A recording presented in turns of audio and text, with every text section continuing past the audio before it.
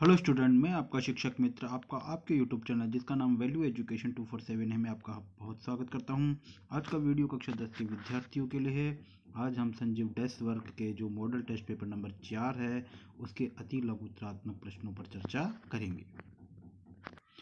तो आइए बिना देरी किए शुरू करते हैं हमारे आज के मॉडल टेस्ट पेपर नंबर 4 के अति लघुत्तरात्मक प्रश्नों पर चर्चा। पहला प्रश्न है, हल्के रंग के फेरस सल्फेट के क्रिस्टलों को गर्म करने पर क्या होगा।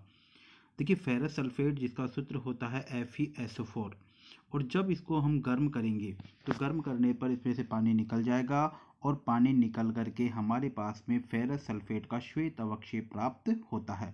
फेरस सल्फेट हल्के हरे रंग का होता है, तो यहाँ पर आपका उत्तर आ जाएगा वो श्वेत रंग का हो जाएगा। अगला प्रश्न है, प्रबल अम्ल और प्रबल क्षारकों के दो दो उदाहरण दीजिए। देखिए, प्रबल अम्ल, आप जानते हैं कि जो अम्ल होते हैं वो H धनायन देते हैं। तो हमारे पास में जो प्रबल अम्ल हैं जिनका pH का मान लगभग 4 से कम होता है वो सब प्रबल अम्ल होते हैं। और प्रबल अम्ल हमारे HCl और H2SO4 और एक ज़्यादातर HNO3 होता है। यानी यह तीन अम्लों को प्रबल अम्लों की श्रेणी में ले सकते हैं। HCl हाइड्रोक्लोरिक अम्ल हो गया, दूसरा H2SO4 और तीसरा HNO3। इसी प्रकार से प्रबल क्षार वो होते हैं, प्रबल क्षार में आप NaOH ले सकते हैं, KOH ले सकते हैं, ये आपके प्रबल क्षार हो गए। अगला प्रश्न है, लोहे पर जंग क्यों लगता है। देखिए, जब भी लोहा जो है, लोहा एक धातु होता है और लोहा जब वायु और नमी के संपर्क में आता है तो उस पर एक भूरे रंग की परत चढ़ जाती है। इसे हम लोहे में जंग लगना या संक्षारण कहते हैं। अब प्रश्न इसके आगे ये भी आ सकता है कि लोहे को जंग से बचाने के लिए क्या किया जा सकता है। तो उसके 3 तरीके होते हैं लोहे को जंग से बचाने के लिए। पहला, उस पर हम ग्रीस लगा सकते हैं। दूसरा, लोहे पर हम पेंट कर सकते हैं। और तीसरा जो होता है उस पर हम जस्ते की परत चढ़ा सकते हैं। लोहे पर जस्ते की परत चढ़ाने को हम गैल्वेनीकरण या गैल्वेनाइजेशन भी कहते हैं, जिसे हम हिंदी में यशद लेपन कहते हैं। तो इस तरीके से ये पूरा प्रश्न आपका इस तरीके से आ सकता है। अगला प्रश्न है, यदि मनुष्य के डायफ्राम में छेद कर दिया जाए तो श्वसन क्रिया पर क्या प्रभाव पड़ेगा।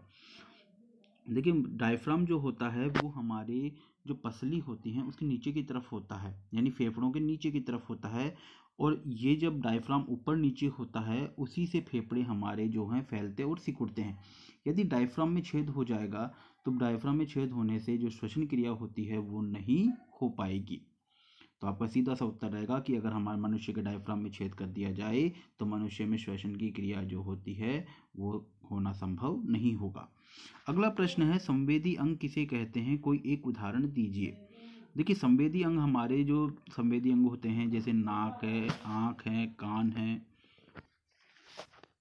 तो संवेदी अंग हमारे नाक, आँख, कान, ठीक है, त्वचा, जीभ, ये संवेदी अंग होते हैं। संवेदी अंग, आप यहाँ पर ये पूछा संवेदी अंग किसे कहते हैं, मतलब परिभाषा पूछ रहा है, तो हम संवेदी अंग की परिभाषा लिखेंगे, ऐसे अंग जो संवेदनाओं को ग्रहण करते हैं उन्हें हम संवेदी अंग कहते हैं। जैसे नाक है तो ये गंध की संवेदनाओं को ग्रहण करेगा, कान है ध्वनि को ग्रहण करेगा, त्वचा है हमारे स्पर्श को, जीभ है स्वाद को।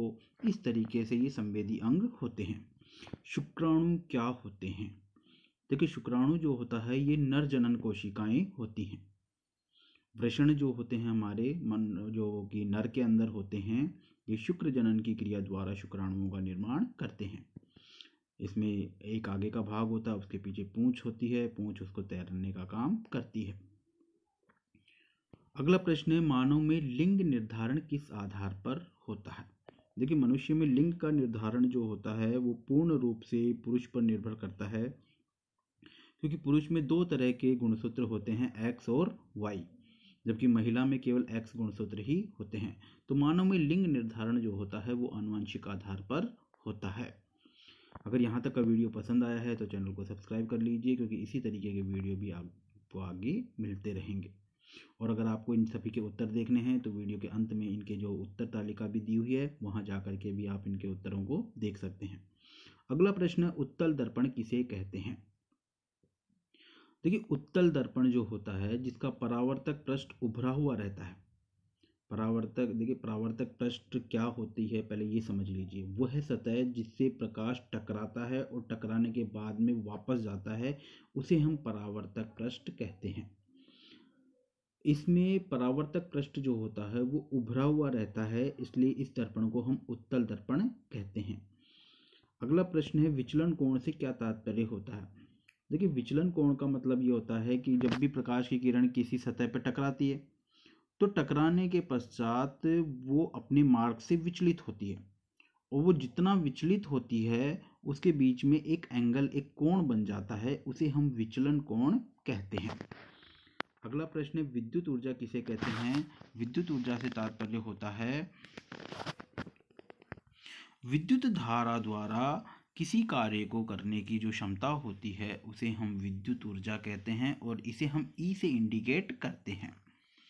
अगला प्रश्न है हमारा, विद्युत चुंबक में जो क्रोड होता है सामान्यतः किसका बना होता है। तो विद्युत चुंबक में जो क्रोड होता है वो सामान्यतः कच्चे लोहे का बना हुआ होता है।